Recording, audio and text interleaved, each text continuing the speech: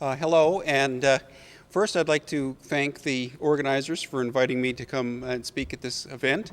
And secondly, I would like to thank very much the good people of Manitoba for allowing me into the city limits, the town limits, having participated in a commission that eradicated the Manitoba constituency. I wasn't sure what kind of reception I would have, but of course it's been wonderful and warm.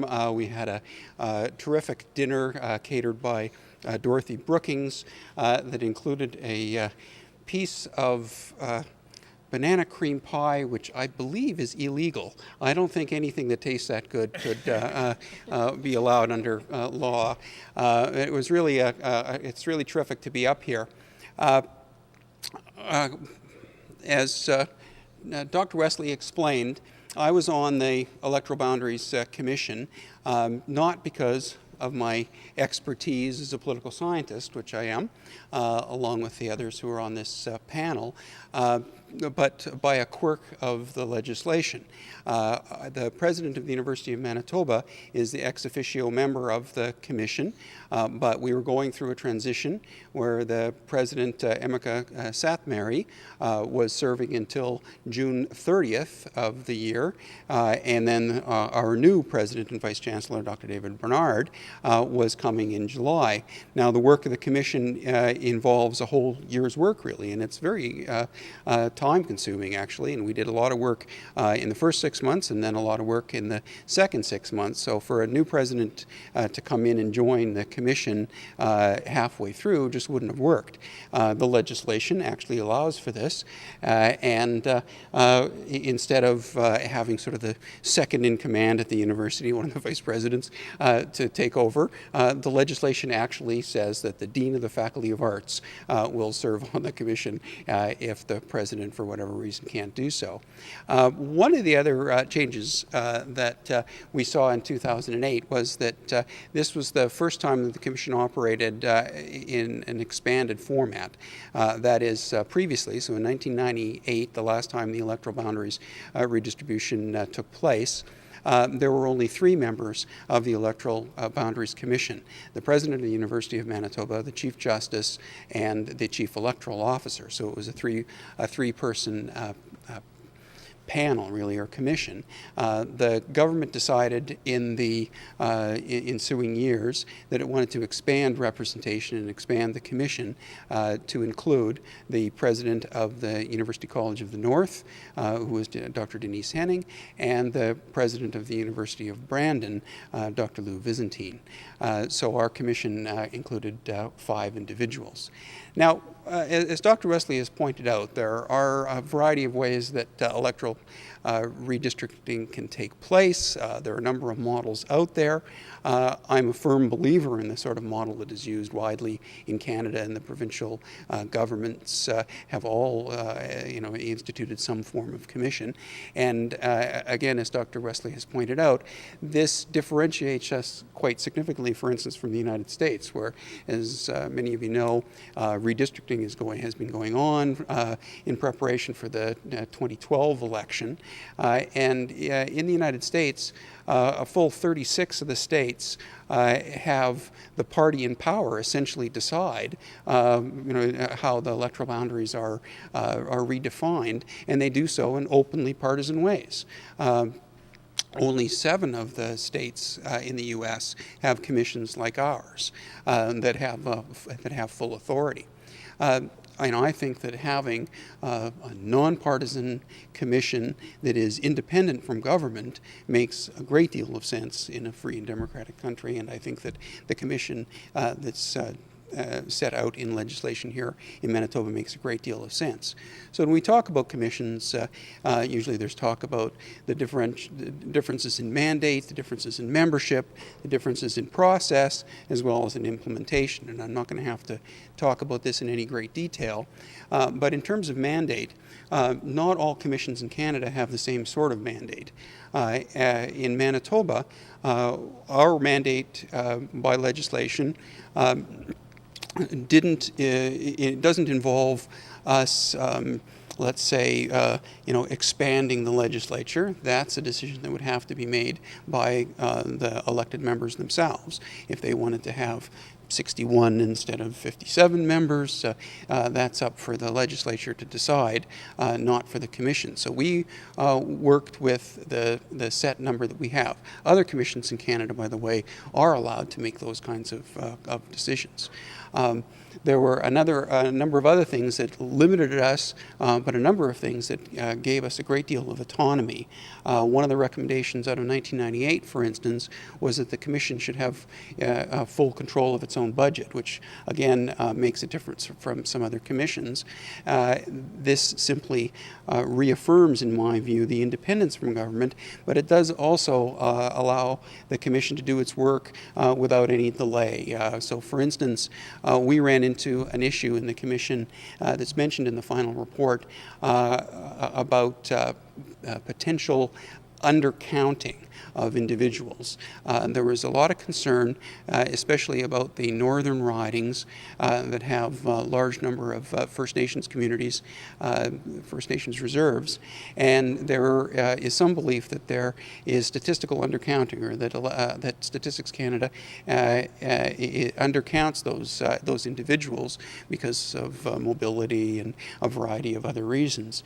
So, we took this seriously. We heard this issue raised in a number of briefs made to us, and indeed in the research that we did before we moved to the public stage, we heard these issues, and so we brought in experts. We wanted to find out for ourselves, so we brought in a couple of demographers, we brought in the people from Statistics Canada, and we got expert opinion on whether or not this is something that we need to take into account.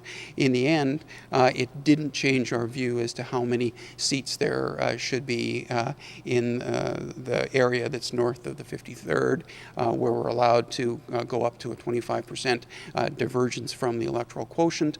That even if there was undercounting, it wouldn't make enough of a difference, for one thing, but also there wasn't enough evidence that that undercounting occurred, or where undercounting occurred. There was also sufficient evidence to suggest that undercounting occurred in certain urban ridings as well, but we just couldn't know, and there wasn't enough solid information that would fit our mandate within the legislation to allow us to deviate from that. So that was one of the interesting changes that was put into the legislation from 1998 to 2008. Again, when it comes to membership, as Dr. Wesley has pointed out, and I've just mentioned to you, the idea is that the members are supposed to be nonpartisan. So I guess university presidents and chief justices are supposed to be nonpartisan. But I guess the idea more simply is that the people who are on the commission are there because of the positions they hold. They're not selected by a government in power. They're not, put on because of their political backgrounds.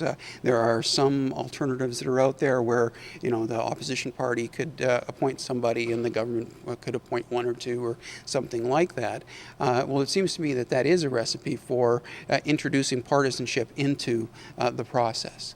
Now, there was some concern with the expansion of the commission from 3 to 5, and in particular with the expansion to include a representative from a university in the north and a representative from a university in more rural Manitoba, that these individuals would be seen to represent a particular point of view or a particular constituency.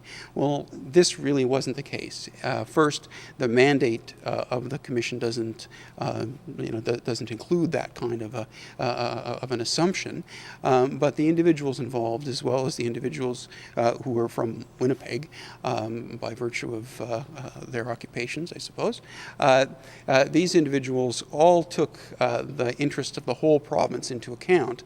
And although there was some pressure, in particular there was some pressure on Dr. Henning to represent the issues of the North, as there was quite a clamoring to increase the number of seats in the North from 4 to 5 from a number of jurisdictions, including one of the major political parties in the province, we found that there was really no difference in the participation. We all saw the interests of the province as a whole as our mandate. And indeed, I think traveling around the province reinforced that as well, as we got to meet individuals in their own communities in a number of venues. When it comes then to process, the interesting thing about the way the work of the Commission carries forward is that the original idea is really quite simple. You take the population of the province, you divide it by 57, you get an electoral quotient, and you start drawing your lines. Well, that easy concept is extraordinarily difficult to implement in practice. And indeed, we ended up changing virtually every constituency in the province. The fact of the matter is, once you make a change to one area, you've taken some population from here and you put it into the next riding. Well, lo and behold, you've changed the electoral quotient in the first riding, and you have to make changes all the way through. Now, we did operate, if you will, outside of areas where we had any kind of stipulation and made certain decisions. So for one thing, we did follow previous commissions in deciding that we were going to essentially keep Winnipeg ridings keep Winnipeg ridings as sort of one sort of area that we would work on, and then look at the areas outside of Winnipeg. The north is special because by our mandate, we are allowed to deviate by up to 25% for ridings that are wholly or in part situated above the 53rd parallel. These are enormous geographic expanses, very difficult for individuals to represent, and there are special needs, special concerns. The ability to deviate, or the allowance to deviate, has been recognized by experts and has been recognized in legislation, in the Supreme Court rulings that have dealt with disputes about electoral boundaries. But when it comes to the rest of the province, you're allowed to deviate up to 10%.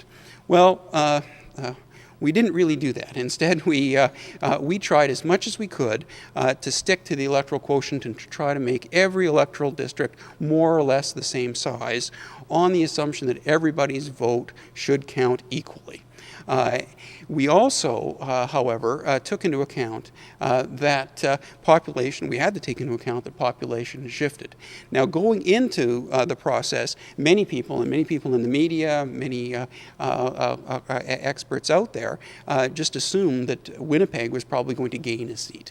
That didn't happen. When we really looked at the numbers and we looked at the population movement in the province, there hadn't been a significant movement from outside of Winnipeg to Winnipeg. Rather, there had been some movement around Winnipeg, just outside of the border of the city, but most significantly, there had been movement within southern Manitoba. And as you know, in this area, what that movement has been is a relative decrease in the population in southwestern Manitoba and a relative increase in southeastern Manitoba, in particular around specific areas. So the Steinbach area, Morden-Winkler, and areas that are right near the city. So you'll see that in the electoral boundaries. We ended up eliminating, if you will, a riding here in Minnedosa, and what we ended up doing was simply redistributing that to the surrounding areas, and we shrunk Steinbach almost to a city riding. We shrunk the Emerson riding that to include really only Morden and Winkler. We changed some of the boundaries in and around the outskirts of Winnipeg. And I believe that we've done a pretty good job in distributing the population in a fair way. The final thing I'll say, and this is actually one of the things that I found most interesting about the Commission, was that when we went around in the public hearings. We found these incredibly useful. We found the people very understanding of the challenges that we faced, and we listened to those people and made significant changes on the basis of some of the things that we heard. So we heard from the people of Flin Flon, we heard from the people of the Paw, we heard from people in the Swan River area. Now, we couldn't accommodate all of the concerns. We heard a lot about the Manitoba area. We heard some other areas as well, but we were willing to accommodate, and we learned a lot from those people. So I think that the process proved to be very flexible, and I was very happy with it. The only concern that I would have is that we had hearings. We didn't have hearings before we started the process. We met ourselves privately, took all sorts of information, got written submissions, then we did a proposed boundaries, distributed that, and then we went out into the communities. We had already sort of determined how we were going to go in a lot of ways because we already had proposed boundaries. It might be useful for a commission to maybe have a few open hearings prior to the stage of having proposed boundaries. That might, I think, allow for a more open-minded approach and doesn't lock you in quite so much the way it is if you're already working from proposed boundaries, because you're not going to change those too much, right? We changed it somewhat, but not too much, because obviously a lot of the work had already been done before we'd had the consultative process. So that would be the one thing I would suggest that future commissions take into consideration. So I thank you for your time. There's a lot of other interesting things that I can talk about if you have any questions later. Thanks.